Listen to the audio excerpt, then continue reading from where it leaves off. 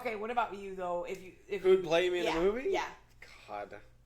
Am I funny enough for Paul Rudd to play me in a movie, or just I'm not? I can't answer that. How would you expect me to answer that? How do you expect me to answer that and then walk out of here and us have the same relationship? Oh my god.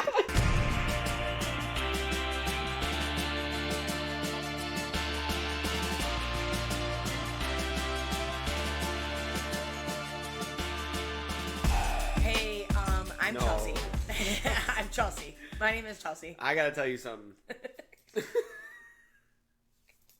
For real, you do, or you gotta tell the podcast? Hi, I'm Brandon. I am Chelsea.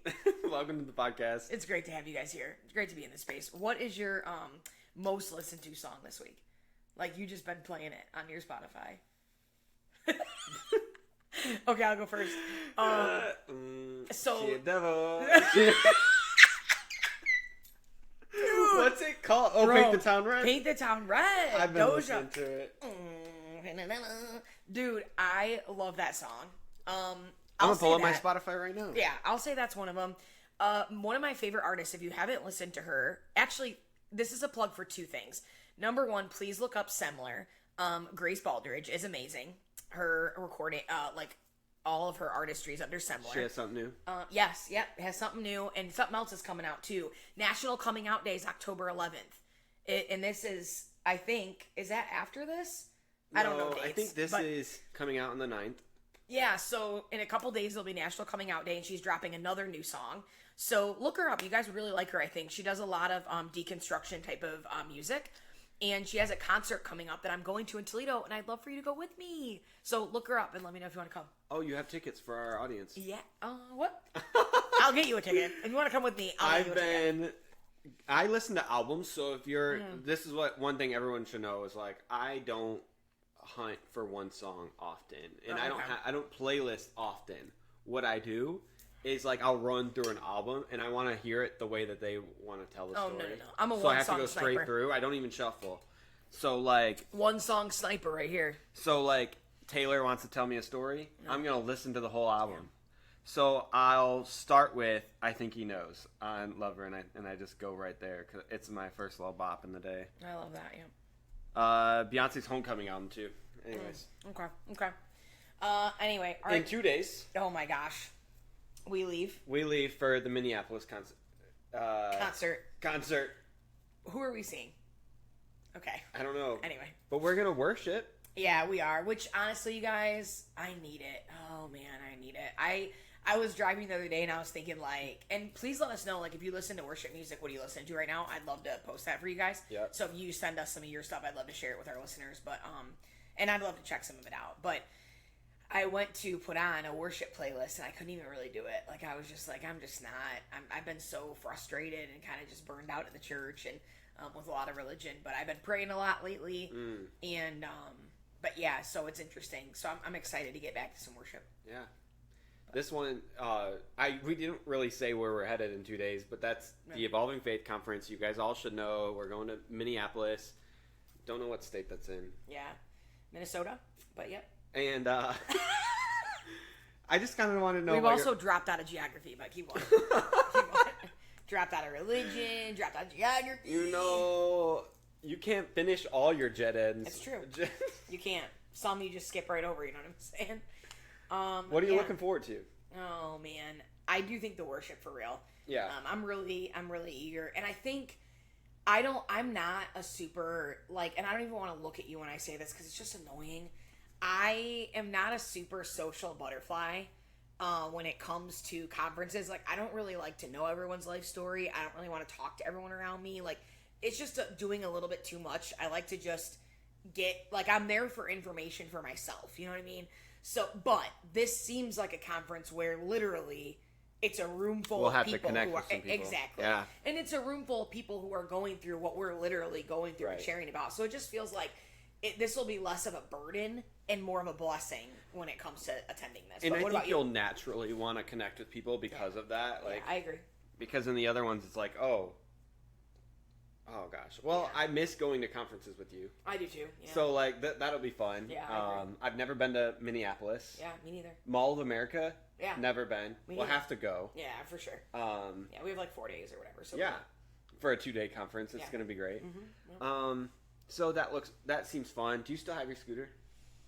No, I got rid of it. Oh. Yeah, we've been in trouble many a times for scootering in conference spaces with our adult scooters that we would buy. I don't know how. I don't know how else you get around, honestly. We drove, so we still had... transit. Yep, so we still had the ability to pack scooters. Yeah. But we packed our, adult Razor scooters, although this brand was Fusion. And... You would remember that. Mm-hmm. We scootered from, our Airbnb to our...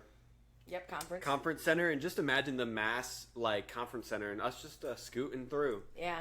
Yep. Parking our scooters at the table. And I had quite a few people. And then I did the same thing at Celebrate Life, which is a Nazarene event. I brought my scooter and was scootering through. And I got in big trouble by Matt Smith. So throwback for any of you that know him.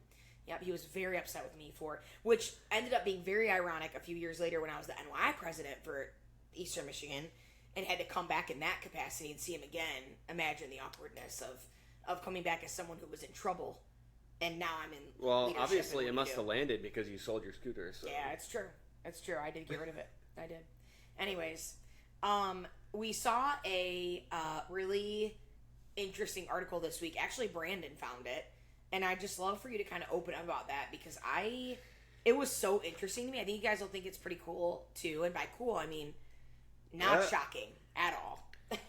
So, it's from Christianity Today.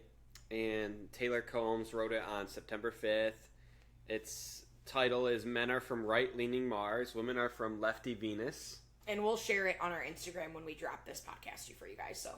And it was interesting because Taylor basically makes the statement that in the past decade, high school seniors have grown from 40% that were conservative a decade ago or would say they're conservative, and now 30% of them are. Oh, wow. Okay. Which means 70% of them are liberal.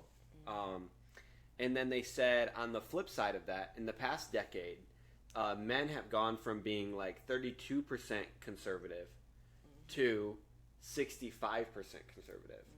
So I thought this was a cool conversation to say, why do you think this is happening? What do we think, we pastor high school students, although we think they're freaks of nature. Yeah. How? God bless them. What? And I hope you're listening. Oh, I do Love too. You. What do you think is happening? Yeah, well, and I think it's interesting. What in the Morgan Wallen is making these guys? What in the Donald Trump era are we fucking talking about here? No. Is it Barbie that's making the women more liberal? Wasn't it Morgan Wallen who literally said the N-word and then was like, I was drunk. Sorry. I didn't mean it. Wasn't that him? Was that? And it's just, it's still fine. Gets to be the most chart-topping artist. I know. It's fine. If you love him, it's fine. I don't want you to. That's what they say too. I know. I don't want you to turn off this podcast if you love him. Okay.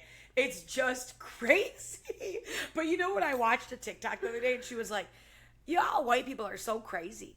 I've never. She goes, "I've never gotten drunk and called somebody the N-word or whatever." I don't know what term she used about white people, but she's like, I've never just gotten drunk and wanted to be racist. It was so funny, dude. And I was like, neither have I. That's a super fair statement.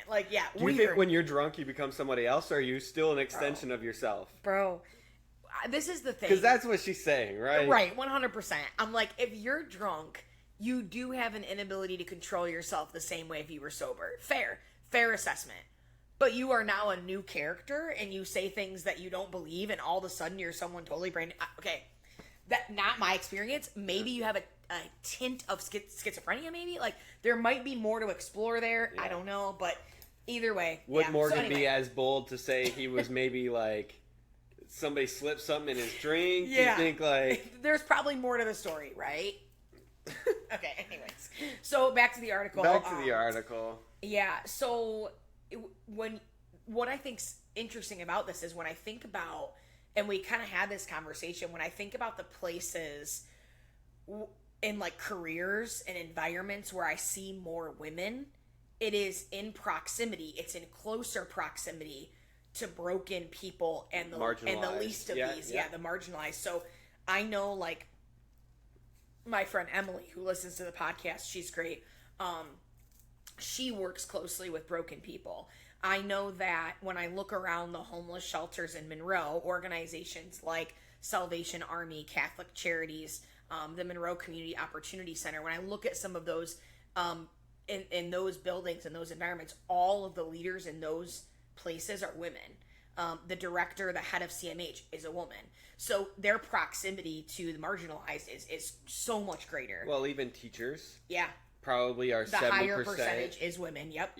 That's just like statistics. Social workers. Yep. Nurses. Like. So it is interesting because I think, how could you not be liberal if you are looking in the face of women or men or children or elderly, whatever, every day that need food stamps, that need government assistance, that rely on programs that a conservative would cut, and I say that because I think that makes a big difference. Like, well, then that makes sense that women would be more liberal, because you become more liberal based on your lived experience, and their lived experience is seeing constant brokenness. So I don't know, or frequently seeing that brokenness. I feel like it's also what political party has something for me is often the question people think. Yeah. And not that women are saying the liberal agenda has something for them. Yeah. And I shouldn't say liberal agenda because the gay agenda, know you meant? We laugh. Yeah. Yeah, the gay agenda. The gay agenda. But because I think a lot of people are selfless. Yeah. And if you're a lot of people who are selfless tend to find themselves in a liberal in my political belief. In my experience, I know how somebody's going to take that. Definitely. But what I want to say is I think a lot of conservatives say what's in it for me. Yeah. And I think that's fair.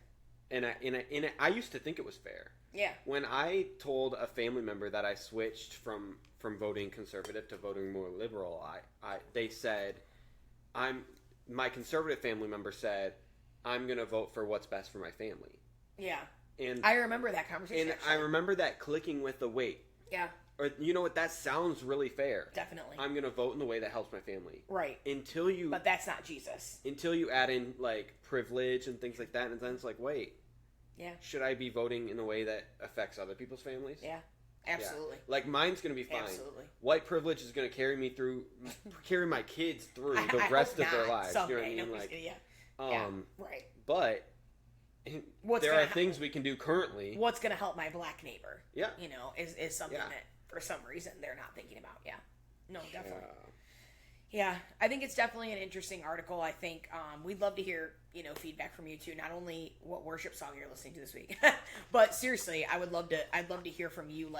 I would love to hear from our listeners. Have you, not only in your deconstruction, have you started to deconstruct religion, but have you also changed your political affiliation? Because I know a lot of our listeners are younger. I know a lot of the listeners that message me are either seniors in high school or they're in their 4 years of their first chunk of college.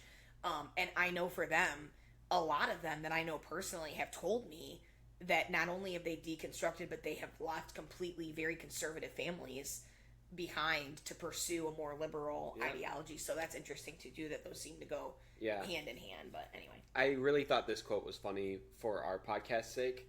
But this author said she hears two perspectives from Christians that debate this issue. And people that think it belongs with women say, the problem is that our women are being co-opted by progressive podcasters. Where?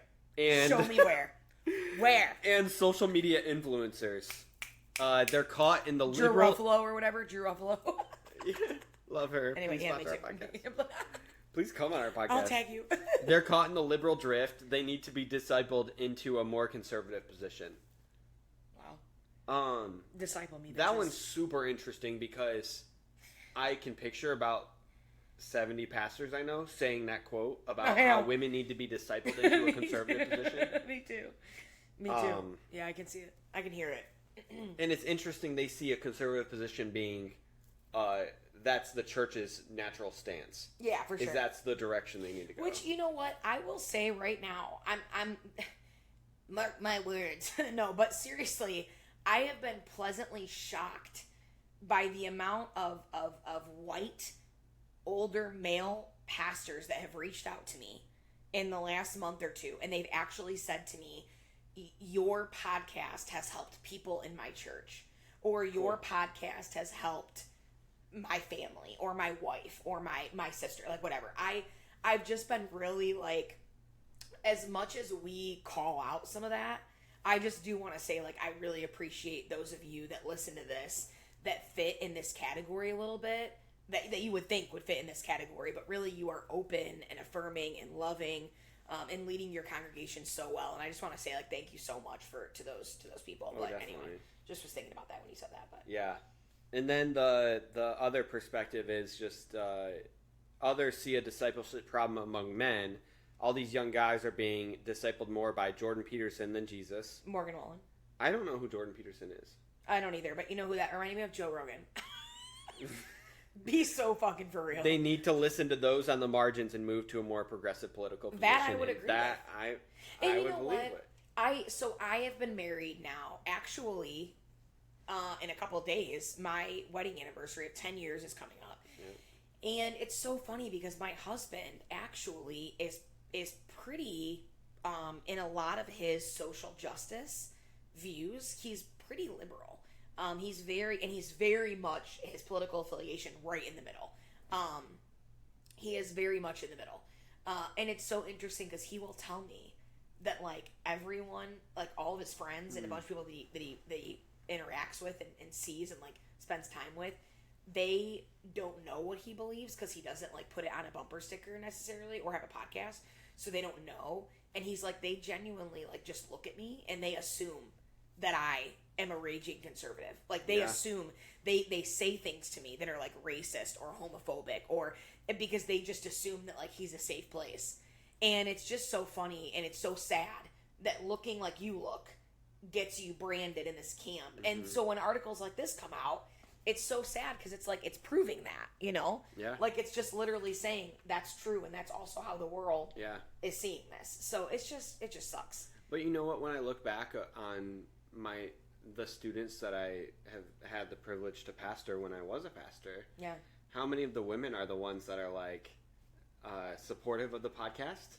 No, you're so right. And the men, or even I've been able to talk about some of these, like, my belief shifts with some of those students, but it's the, like, male students that I'm like it's a little harder. It's a little bit harder, and I'm like, have you seen that this doesn't support this or this? But they hurts don't, this group, not as and easily. I'm like, but they'll still go back to the same churches that are, like, perpetuating that. Yeah. Like, I will never forget, there was a specific student, and I would never say his name without permission, but I will never forget this one student.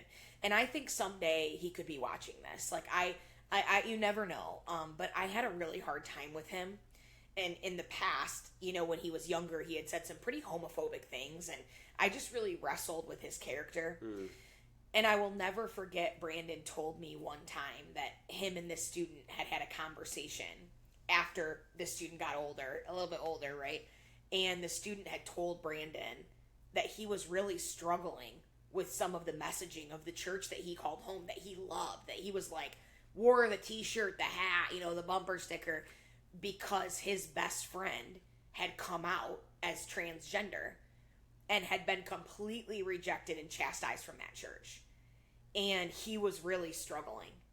And I remember just my heart for the first time for that particular student just being like, it takes proximity to get it.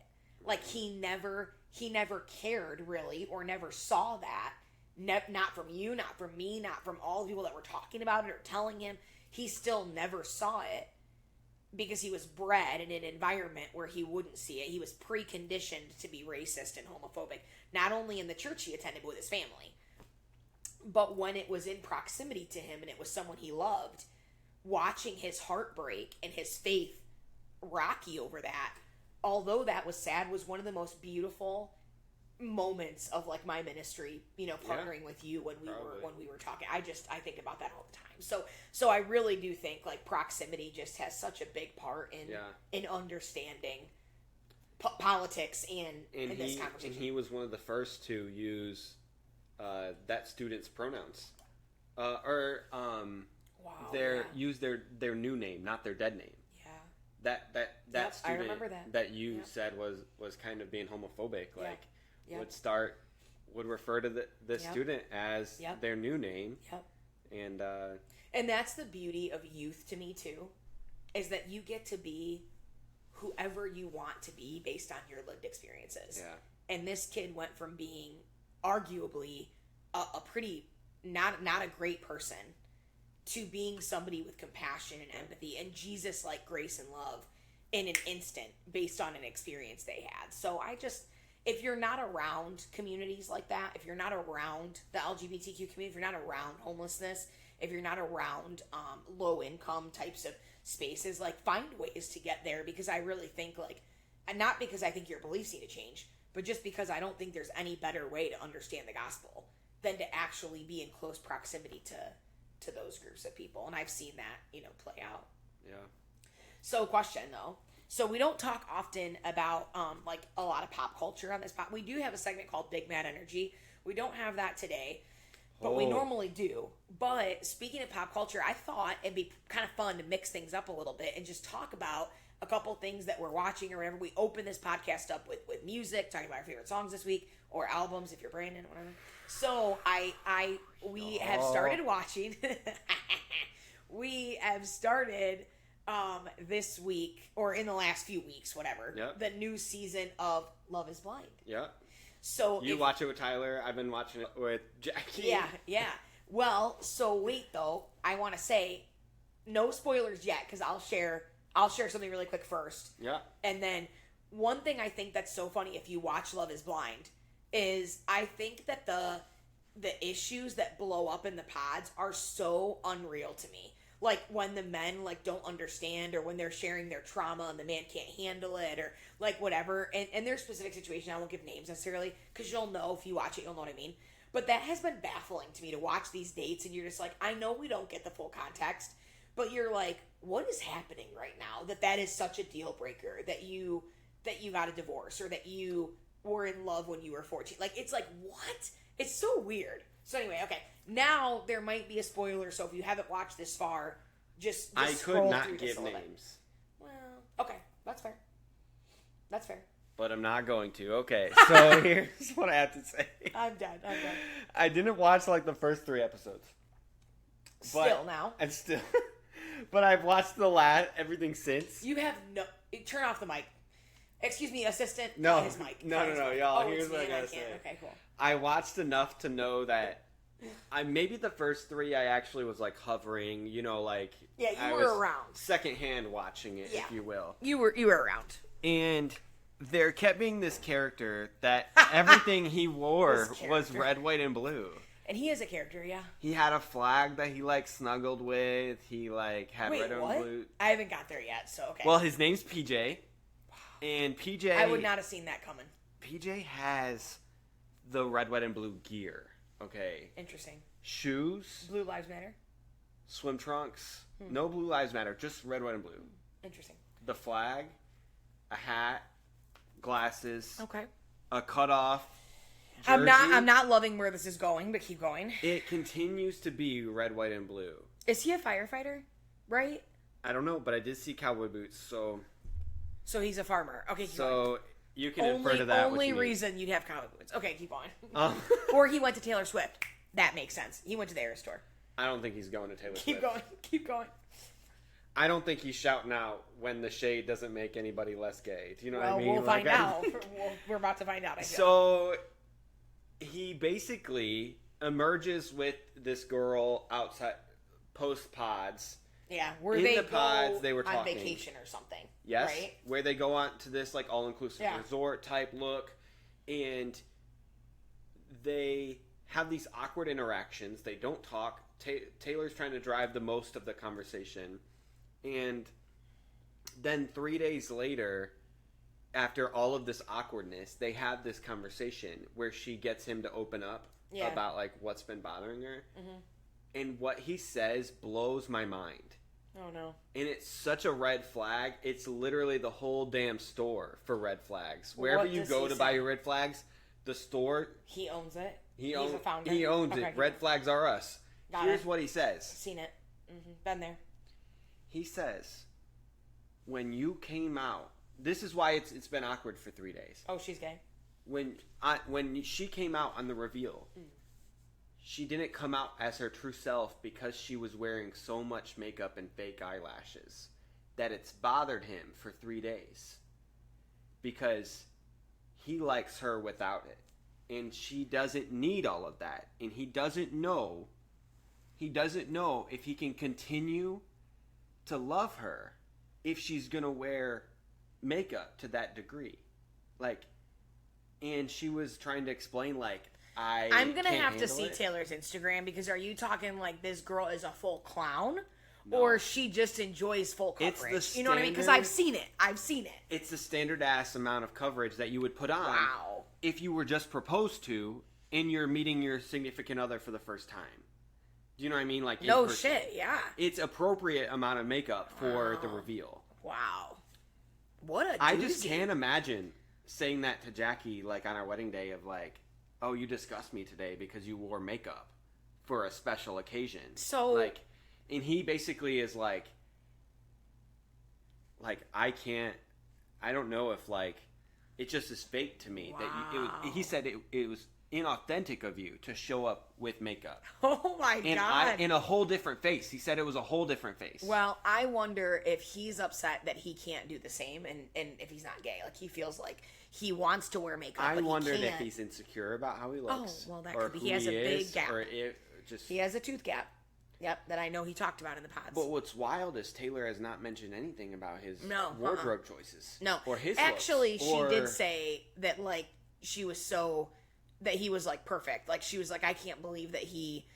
When she did an interview once, she said, I can't believe that he was nervous about his tooth gap. I don't even notice. Like, he's the perfect person or whatever. She said that after the reveal. Imagine thinking that of him. Yeah. And he's spending 72 hours stewing on the fact that you wore makeup. Yeah, that's a real doozy. And she was like, you've never even seen me without makeup before. And then he was like, well, I have now. So it just didn't even make sense. It was so infuriating. Yeah, no. So if you've seen that clip, please hit us up. I gotta watch that. I'm not there yet. I haven't seen it yet, so I've got to see it.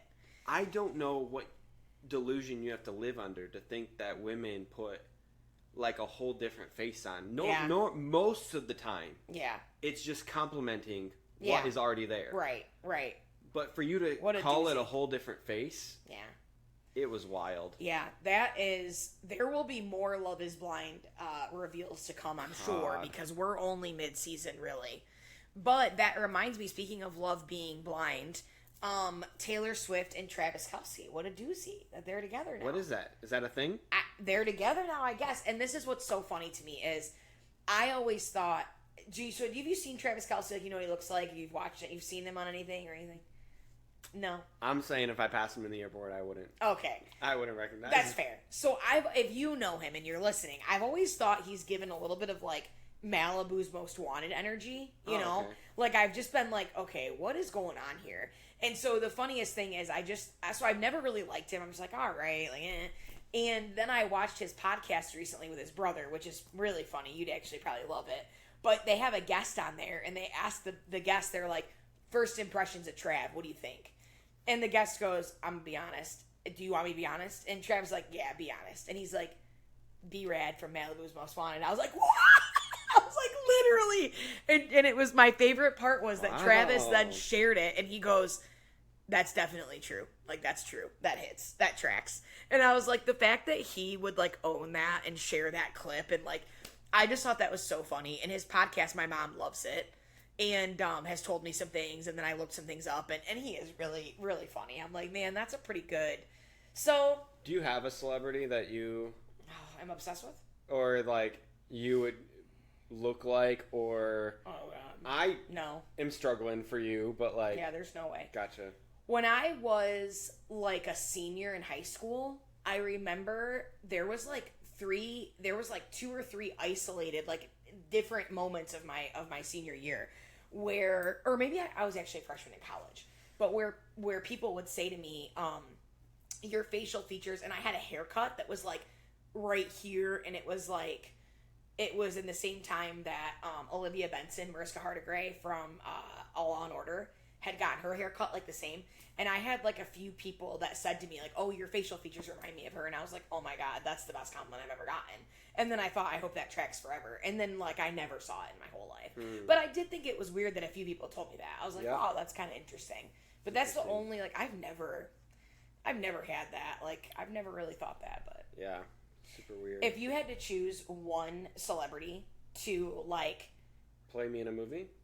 Interesting. Oh, what were you going to say? Okay, I like that first, but. Okay. But I was just going to say that you had to be a roommate with for, like, a year. Oh, God. Like, right, that's what I'm saying. But play you in a movie is really good.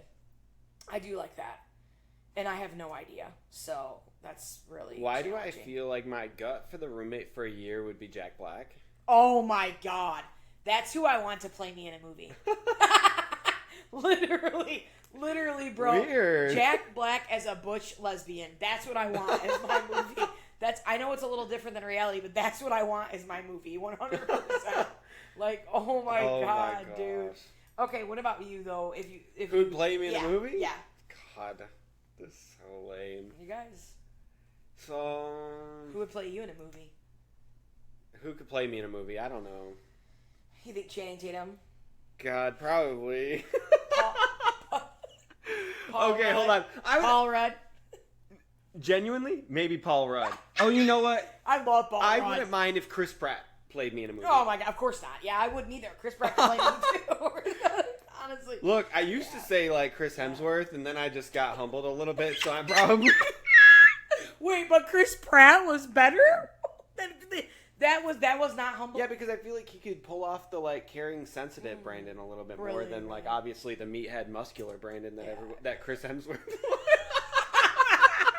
You guys, and on that note, who's gonna be your roommate? Get out of here! Please bid adieu to your muscular podcast host here, Brandon Hamilton, aka Chris Pratt. Oh my gosh, this is the last episode with me Chris as a.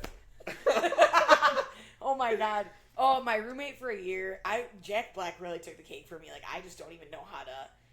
I don't know. Am I funny enough for Paul Rudd to play me in a movie, or just I'm not? I can't answer that. How would you expect me to answer that? How do you expect me to answer that and then walk out of here and us have the same relationship? Oh my gosh. I'm just kidding. Dude. I'm in love with Paul Rudd too much for that to be, like, make sense. New roommate alert. Okay, I'm ready. Oh, have you guys seen The Circle? That's a great show. All right, anyway. I think James Corden. Oh, he's great. He'd be so fun. So good. Okay. And then mine will be Jack Black. And then we could share like a duplex or something. Oh, that'd be nice. Yeah. All right, cool. Small, short. So, now that you guys know, those are questions to ask your bestie this week. But we need to put those polls on Instagram. I'd love to know who else is. Jack Black is your roommate and your celebrity. Exactly. Who's playing me in a movie? Jack Black. But I'd love to hear them. Like, who do you think should play Brandon? Oh, and Chelsea. Like, I'd love to hear your guys' If we could get celebrities to fill in on the podcast, who would you want to be Brandon and Chelsea? 100%. Let us know. We love you guys so much. Thanks for laughing with us this week. And we'll see you. Our next episode, we'll see you from Minneapolis. Bye, y'all. Hey, fam. Thanks for listening to this week's episode of the Religious Dropouts podcast. We hope it gave you a space to breathe, to laugh, and connect. It's our hope that as you journey along with us, that you too might find yourself saying, damn, it feels good to be a dropout. Be sure to check out our show notes for links to anything mentioned in this episode, including ways to connect with us on social media. We'd also love for you to like, subscribe, and share this podcast with anyone you know who might want to join our community. You are loved. Have a great week.